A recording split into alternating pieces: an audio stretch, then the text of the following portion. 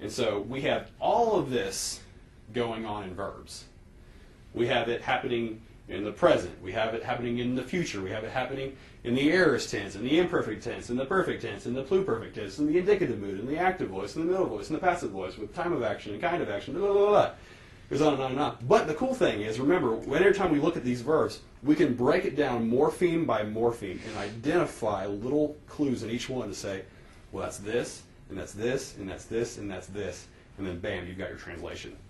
So let's do a little bit of that and review some of our morphemes.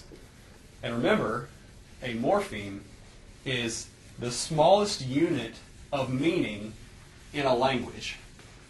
Some words by themselves, because they're so short, are a morpheme. But do you remember my classic example of, you have friend,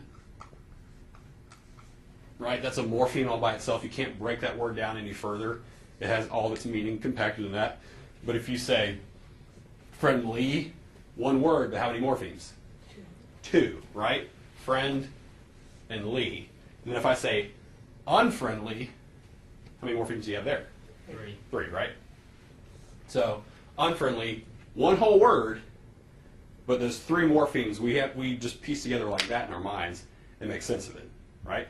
But with Greek, since we don't know it and can't do it like that, we have to stop and do that kind of stuff, right? So let's look at this, a couple of examples here. 2, 3, we'll do 4, 5 of them. Okay. So in these first examples, what is common to every single one of these other than the suffix? It's what? Lu. Lu, lu, lu, lu, lu, lu. Lu, we called what is the lexical morpheme, right? The lexical morpheme, because it tells us the lexical or dictionary meaning of the word. So lu, all by itself, means what? Loose, right? Okay? And remember, we use luo for all these paradigms in learning because it's like the most important word in the New Testament. No. It's just because it's the shortest, most regular verb in all of Greek. So we have our lexical morpheme lu in all of these.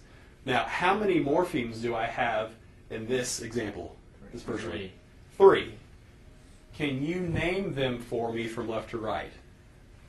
Lexical morpheme, neutral morpheme, person, number, suffix. Okay? So lexical morpheme tells us it's loose. That's the idea here. The men, if we remember the chart we just did, it's the first person plural. Men, so it's we. So we loose. Now, can you, what's going on with this Omicron? You guys remember that? It made it easier to pronounce. It made it easier to pronounce. It has no bearing on our translation or anything. For whatever reason, the Greeks thought it was easier to say luamen than lumen. I'm like, guys, lumen's pretty easy. But they thought lumen was better. And it appears because of this mu, right? If it was not a mu or a nu, what would it be? Epsilon, right? So your two neutral morphemes are an omicron or an epsilon, right? And because this is a mu, this makes it an omicron. Remember, it's a neutral morpheme, just helps make the word easier to pronounce, but doesn't impact meaning, right? All right, so lusamen. So we have luamen, lusamen. How many morphemes do we have in lusamen? 4. Okay? Name them for me from left to right. Lexical morpheme, future time morpheme, neutral morpheme, person, number, suffix. Okay? So, oh, by the way, we never translated the first one. Oops, my bad. Luamen. Okay, so we've established this means loose, this means we, and this means nothing. How's that? What do we translate that to? We loose. Now remember, because the present tense is always now, it's always happening, it is inherently imperfective by its aspect. So you could say we loose, or what? We are loosing, to bring out that aspect. We are loosing. Now, in the long run, big scheme of things, it does not make a big a difference which one you use, because it's still happening now, right? That's not when it's exegetically significant for us. Now, okay, so we said lexical, we called this the future time morpheme when this signum popped up, right? So we know the difference between this one and this one is when it's happening. This is happening when? In the future. So if this is we are loosing or we loose, this is we will loose. Beautiful. Beautiful. Okay? And that sigma is what told us that. Okay? Now, let's get to number 3. How many morphemes do we have in eluamen? 4. Bam, bam, bam. Can you name them for me from left to right? Past time morpheme, lexical morpheme, neutral morpheme, and person number suffix. Okay, so we still have this idea of loose, we still have this idea of we, but now it's in the past. This epsilon thrown on the front, this prefix, this augment, whatever you want to call it, it's thrown to the front to let you know it's happening in the past time. Interestingly enough, the only difference between this one and this one is what? The past time morpheme, the epsilon, right? So, with that being the case, the only thing that's different in here is it kind of action or time of action? Time. The time. That's the only thing that's changed. We've said it's happening with this kind of aspect, so we're going to move it to the past with the same aspect, okay? Now follow me here.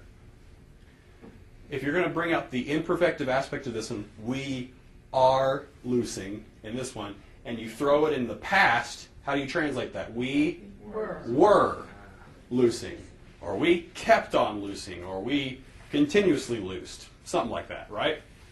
So that epsilon, all it did for us was switch the time of action. Nothing in there yet had indicated kind of action. Nothing has changed our verbal aspect. All right, let's move down to number 4. How many morphemes do we have in 4? 4, right? Bam, bam, bam. Elusamen. All right, name them for me from left to right. We have the past time morpheme, the lexical morpheme, the heuristic aspect morpheme, and the person number suffix. Okay, so now this right here, this sa, is the heuristic aspect morpheme, and we call it that because it tells us the verb is its aspect is heuristic. And what we did earlier, we indicated the heuristic aspect by this, just kind of like a no comment type thing. And actually, heuristic comes from the Greek word aristos, which means undefined. Interestingly enough, so using Greek to explain Greek, I like it.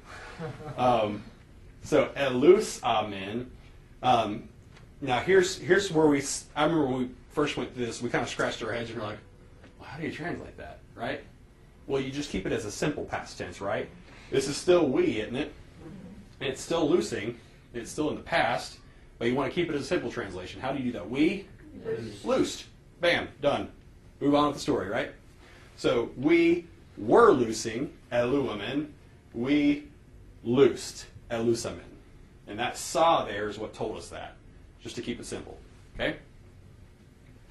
And then finally, we have, in number 5, lelukamen. How many morphemes do we have there? 4. Bam, bam, bam. And this one is said to be in the perfective aspect, because there's a bajillion different things telling us that on this one, right? And by a bajillion, I mean 2. So, can you name for me from left to right what's happening here? This is called reduplication, lexical morpheme. What is this called? Perfective aspect. Yeah, perfective. And this is the heuristic aspect morpheme. This is the perfective aspect morpheme, and person number suffix, right? So we have 2 things here that indicate the perfect tense. And a lot of times, you'll see this not even happening. But you'll always, just about always, see reduplication. And remember, reduplication, all it's doing is doubling that first consonant and adding an epsilon to connect them. That's all it is, okay? So when you see that first consonant being doubled, I mean, you should automatically go, all right, that's perfective aspect. Now, how do I translate that? So, we are loosing.